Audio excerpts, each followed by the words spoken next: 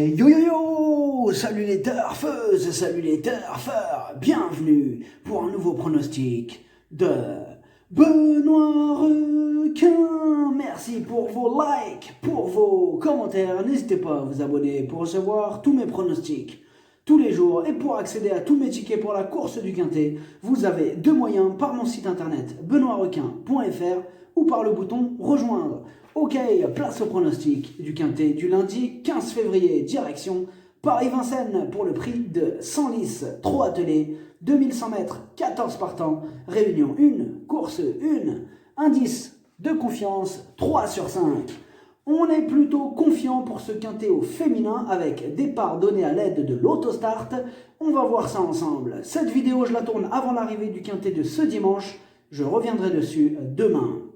Pour les membres de mon site internet benoîtrequin.fr et les membres YoYo Total VIP, ce mois de février monte à 9 597 € de gains et au total depuis le mois d'octobre, on a atteint 74 846 € de gains. Vous avez deux moyens pour récupérer mes tickets pour la course du Quintet par mon site internet benoîtrequin.fr ou par le niveau YoYo Total VIP en passant par le bouton rejoindre. Ok, c'est parti, on commence le pronostic et on commence avec le numéro 1, Mélie Millionnaire. Après 3 échecs consécutifs, elle vient enfin de renouer avec les bonnes performances. Pieds nus et confiée à Eric Raffin, confirmation en vue. On écoute Frédéric Walin. Dans cette épreuve, Mélie Millionnaire est mieux en courant caché, ce qui implique un peu de réussite dans le parcours. Sa dernière 3e place est bonne, je la trouve sur la montante à chacune de ses sorties, elle me paraît très bien au travail, revenir sur un tracé de vitesse va lui convenir, elle détient une bonne chance. Le numéro 2, Elmika de Viette, elle reste sur 3 échecs consécutifs, toutes ses tentatives à ce niveau se sont soldées par des échecs, et sur ce tracé, elle enchaîne les défaites. Capable du meilleur comme du pire, ça sera encore tout ou rien avec Elmika de Viette. On écoute Bruno Marie.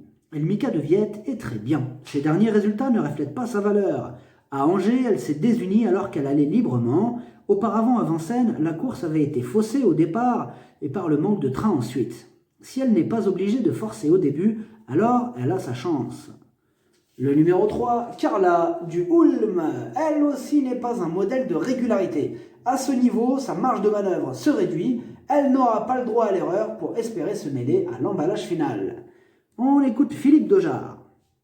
Carla du Ulm sera saillie dans quelques semaines. Elle a déjà réussi sur cette distance, pourtant ce n'est pas une sprinteuse. Elle a pu travailler normalement sur la plage de Deauville, je vais la déférer de nouveau. Si elle parvient à prendre une 5e ou 6e place, alors je serai amplement satisfait. Le numéro 4, Mélie. Ses 3 dernières courses, 3 échecs, mais attention, elle apprécie la distance, elle a hérité de l'un des meilleurs numéros et sera confiée à Gabriel Gelormini, surprise possible. On écoute Robert Berg. Mélie n'a pas été très chanceuse lors de ses dernières sorties. Physiquement, elle est plutôt bien. Elle est dans sa catégorie et a les moyens de bien faire à l'issue d'une course limpide, elle est bien à l'entraînement et j'espère la voir obtenir un meilleur classement. Le numéro 5, Elite San Leandro, elle aussi a hérité d'un excellent numéro. Elle fait face à un bel engagement à la limite du plafond des gains, elle connaît bien Eric Raffin et elle dépend de l'entraînement de Jean-Michel Baudouin. Pieds nus pour l'occasion, elle s'annonce redoutable. On écoute Jean-Michel Baudouin. Elite San Leandro a un peu accusé le coup dernièrement. Elle est repartie à la campagne où elle a pu se ressourcer. Pour sa rentrée, elle était ferrée, mais je l'ai trouvée en demi-teinte.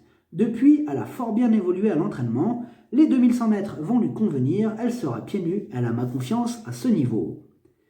Le numéro 6, de la Chenevière. Elle est régulière, elle fait quasiment l'arrivée de toutes ses courses ces derniers temps. Elle a hérité d'un bon numéro, elle va encore défendre chèrement ses chances. On écoute Luc Gabory. De la Chenevière a repris de la fraîcheur. Dans le prix d'Espalion, elle n'était pas suffisamment affûtée. Elle a bien pris sa course et se présentera au mieux au départ de ce prix de 100 lices qui constitue un objectif. Je ne peux pas la déférer, mais elle n'a pas grand-chose sous les pieds. Je crains Elite San Leandro. Le numéro 7, Till Étoile. Ses 4 dernières courses sont excellentes. Elle est déférée des 4, pilotée par Mathieu Abrivard. Pour ses débuts à Vincennes, elle peut frapper un grand coup. On écoute Alessandro Raspante. Étoile a remarquablement tenu sa partie à Saint-Galmier. Cette sortie a eu pour effet de l'amener vers un degré de forme optimal. La grande piste de Vincennes ne va pas la déranger. Je fais confiance à Mathieu Abrivard. Sur cette distance, et si l'état de la piste le permet, elle peut trotter entre 1,11 et 1,12. Le numéro 8, Stonewatch Diamant. Ces 2 dernières courses, 2 disqualifications, et en 6 courses, une seule fois à l'arrivée et seulement pour une 5e place. Comme d'habitude avec elle, ce sera tout ou rien. On écoute Björn Goop. Stonewatch Diamant a rapidement pris le galop et on n'a rien vu en dernier lieu. Fin décembre, elle s'était plutôt bien comportée sur un parcours de tenue. Revenir sur les 2100 mètres ne sera pas un problème. Il faut juste qu'elle puisse courir à l'économie et placer sa pointe de vitesse. On a le 8 et il faudra voir. Le numéro 9, Désiré Deslandes. Avec maintenant 2 courses dans les jambes et déféré des 4, on peut s'attendre à quelques progrès ce lundi. Et même si on a surtout besoin qu'elle nous rassure, mieux vaut quand même lui accorder une petite note de méfiance. Elle a sa place dans un champ réduit. On écoute Sébastien Hardy. Désiré Deslandes a été malade. Elle compte désormais 2 courses dans les jambes et approche de son meilleur niveau. Pour cette raison, je vais la déférer des 4 pieds et la mener de façon plus offensive. Cependant, elle risque d'être prise de vitesse en partant. J'espère que tout se passera bien ensuite. Le numéro 10, Hélène Bourgeoise. Elle est plutôt régulière dans l'ensemble, elle fait toujours de son mieux en compétition. Elle apprécie ce parcours. Attention à elle. On écoute Jackie Planchard.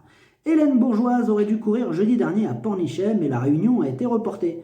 J'ai finalement opté pour cet engagement. Cet hiver, elle fait toutes ses courses. Elle va se plaire sur ce tracé car elle aime les courses qui bardent.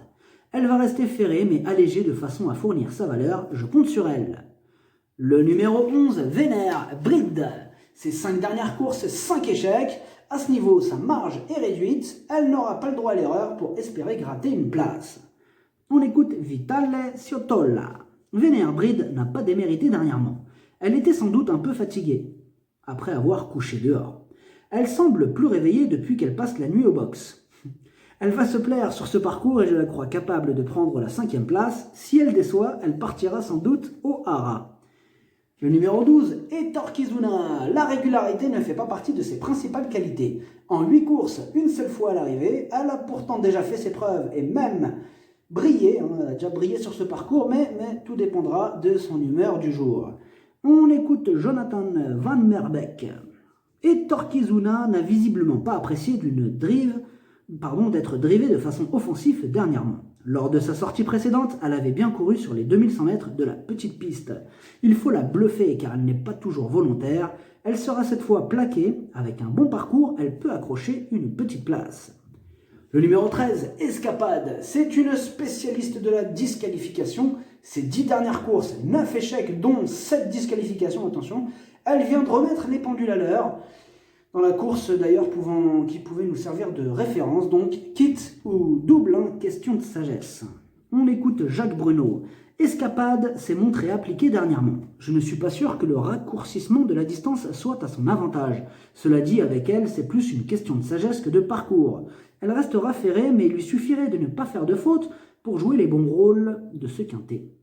Le numéro 14, Voyage d'amour. Elle est régulière, elle fait quasiment l'arrivée de toutes ses courses. Pieds nus et confiée à Johan Le Bourgeois, elle a encore une belle carte à jouer. On écoute Mike Landers. Voyage d'amour s'est bien comporté cet hiver. Sa dernière sortie est bonne. Depuis, elle a sauté un travail en raison d'une coupure au niveau d'un jarret. Elle est à l'aise sur les 2100 mètres. On va essayer de gagner à nouveau. Pour ce qui sera sa dernière course du meeting, il faudra un peu de réussite.